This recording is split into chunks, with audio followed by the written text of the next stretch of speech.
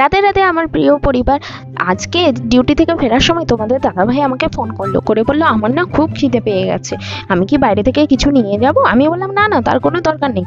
দিয়ে ফোনটা রেখে দেবার পর আমি গ্যাসটা অন করে কড়াই 5 ফোড়ন ভেজে নিলাম, দিয়ে সেটাকে গুঁড়ো করে নিলাম। তারপর আলু কুটে সেটাকে তেল দিয়ে ভাজতে লাগলাম, অল্প নুন দিয়ে দিলাম, আর এদিকে ময়দাতে কালো জিরে, নুন ও চিনি আর হালকা সাদা তেল দিয়ে ময়ম করে ভালো করে মেখে নিলাম।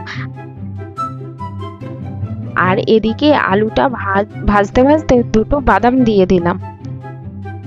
আর এদিকে দেখো তোমাদের দাদাভাই চলে এসেছে, আসার পরেই হাই করে দিল সবাইকে।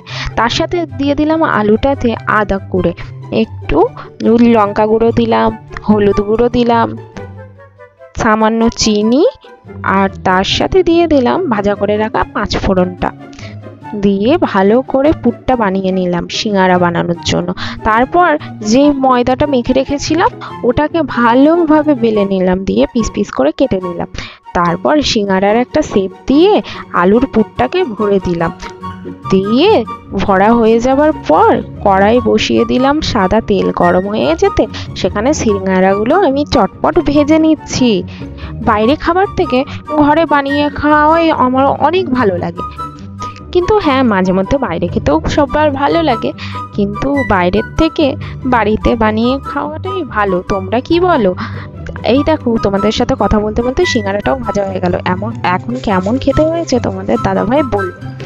আর হ্যাঁ, তোমাদের যদি আমার ভিডিওটা ভালো লাগে লাইক করতে ভুলো না, তোমাদের একটা লাইক আমাকে অনেক উৎসাহিত করে আরও ভিডিও বানানোর জন্য। তোমরা বাড়িতেও অবশ্যই একবার ট্রাই করে জানাবে যে কেমন হলো।